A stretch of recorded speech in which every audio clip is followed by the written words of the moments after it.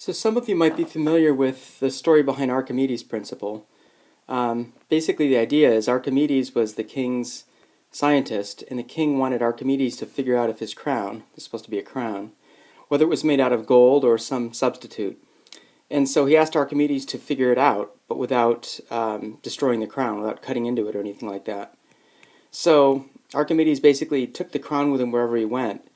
And so the story goes, Archimedes was in a bathtub. It was full of water. And he was in there with the crown. He was sitting in the bathtub. And he's holding the crown and thinking about the whole thing. And all of a sudden he noticed that when he was in the bathtub, when he brought the crown in, that the water of the bathtub rose a bit. And somehow that gave him an insight that he needed to figure out Archimedes' principle, and he was so excited that he apparently jumped out of the bath and ran through the streets shouting, "Eureka, Eureka!" And of course he'd forgotten to put on his clothes. That's the story. I don't know if it's true. But in any case, what Archimedes discovered, here's the idea behind Archimedes' principle. Imagine that you have a vessel full of water here and an object. And let's say you have an object. It could be a crown, it could be a rock, it could be anything. But it has some density greater than water. Remember, the symbol for density is the Greek letter rho. And this is the density of the object. I'll call that rho object. And I'm going to assume it's density greater than the density of water, which would mean that it would sink if you put it in water.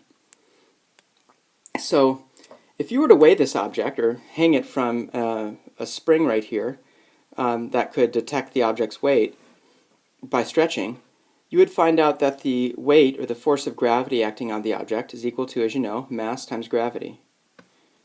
All right, so we can take that a step further, though, because the mass of the object that's hanging from this string here is equal to, as we've talked about in class, it's equal to the density of the object, this is the mass of the object, times the volume of the object. All right, so how does this relate to Archimedes' principle? Remember, what we want to find, what we're looking for, is the density of this object. That's the key. We're seeking that. And also, I'm going to give you a little hint. If somehow I could find this ratio, the density of the object divided by the density of water, I'd be all set. This ratio is also known as the specific gravity. It's a unitless, excuse my handwriting here, specific gravity. It's a unitless quantity because it's density divided by density, so all the units go away. And the density of water, as you might remember, is 1 gram per cubic centimeter, or 1,000 kilograms per cubic meter. So if you're able to find this ratio and determine that the specific gravity of an object was, let's say, 10, if the specific gravity of an object were equal to 10, that would mean that the object had a density that is 10 times greater than the density of water.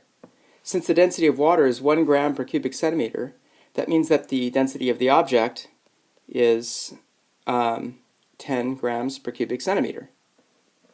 You may say, what's the big deal about that? It's actually incredibly useful to have this ratio being this specific gravity quantity. And by the way, 10 grams per cubic centimeter happens to also be equal to 10,000 kilograms per cubic meter. Apologize for the busyness of this slide. I'll move on to a new slide. So keep that in mind. If we can somehow get this quantity here, that is a way we could determine the density of an object. Okay, so one of the things Archimedes discovered is something called the buoyancy force. I'm going to call that here FB. That's the buoyancy force. All right, the buoyancy force, what Archimedes' principle says is that the buoyancy force is equal to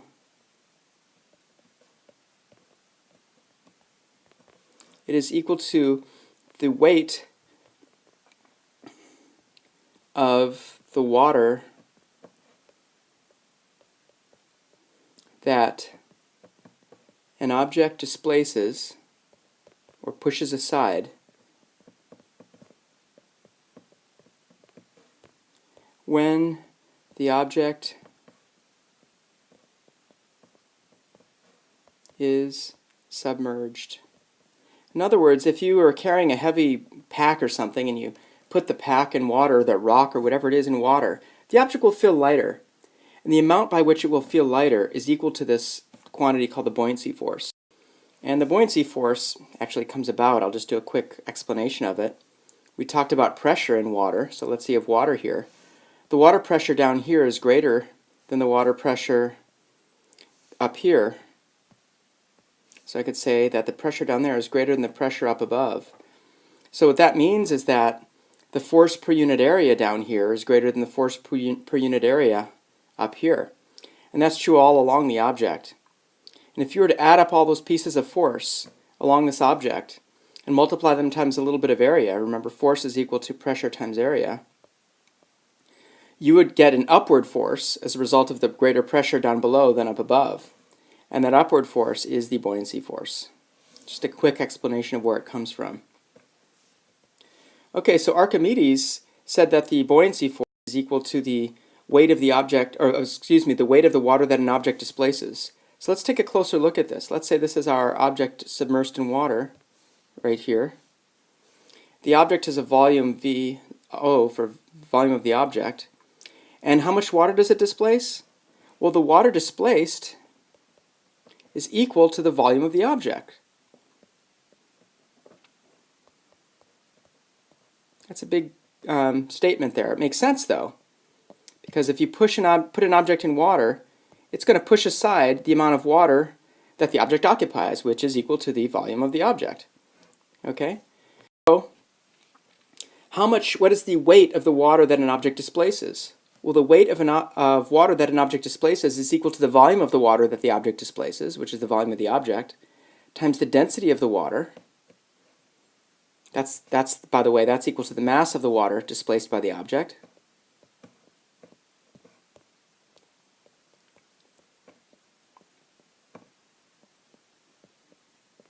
And if you multiply that times g, you get the weight of the water displaced.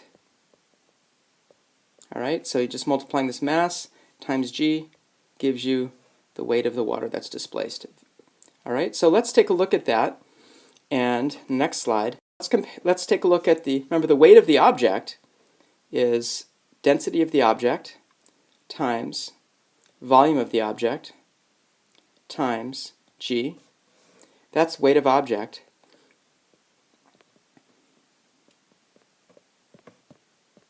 The weight of the water we just talked about is density of water times the volume of the object times g. That's weight of water.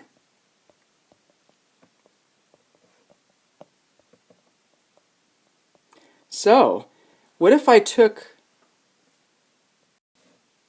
So now let's take the ratio of the weight of the object, that's this term, and divide that by the weight of the water that the object displaces, which is also known as the buoyancy force.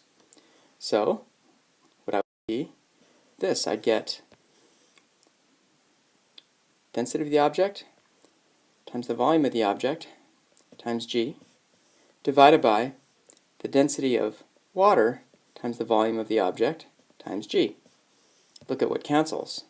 Everything except for this ratio, which is the specific gravity. So we've just come up with a way to get the specific gravity. And it's as simple as weighing the object out of the water, which is what that term is, and then determining the weight of the water that the object displaces.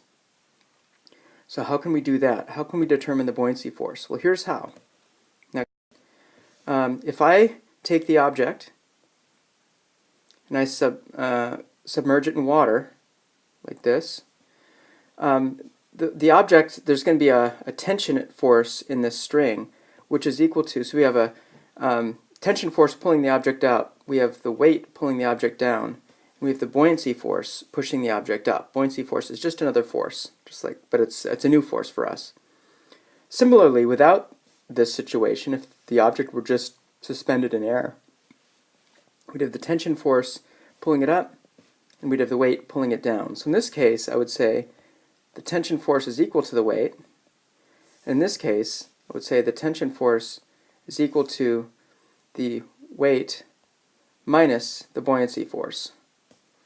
So if I weigh the object, I'll call this Ft2, and I'll call this one Ft1. If I weigh the object in air, I get its weight. That's what this gives me. Then if I submerge the object and weigh it while it's submerged, I get not the weight, but the weight minus the buoyancy force. So how do I get the buoyancy force? How do I get this term? Well, I subtract the second term from the first term, and the difference is going to be equal to the buoyancy force. All right, I'll show you that. Take ft1 minus ft2. I have fg minus the quantity fg minus fb. That is equal to fb. All right, so here's how you get the specific gravity of an object. You simply weigh the object in air, which would be that ft1, that's what I get from weighing the object in air, divide it by ft1 minus ft2. These are the same terms defined a couple slides ago, and that's going to be equal to the density of the object divided by the density of the water, which is equal to the specific gravity of the object. Multiply that times just the right units, either 1 gram per cubic centimeter or 1,000 kilograms per cubic meter, and you then have the density of the object. Okay, you'll be seeing this in lab and actually making these measurements, but really it only takes 2 measurements: the weight of the object and the weight of the object when it is submerged in water, which is that. I'll do one more video on this.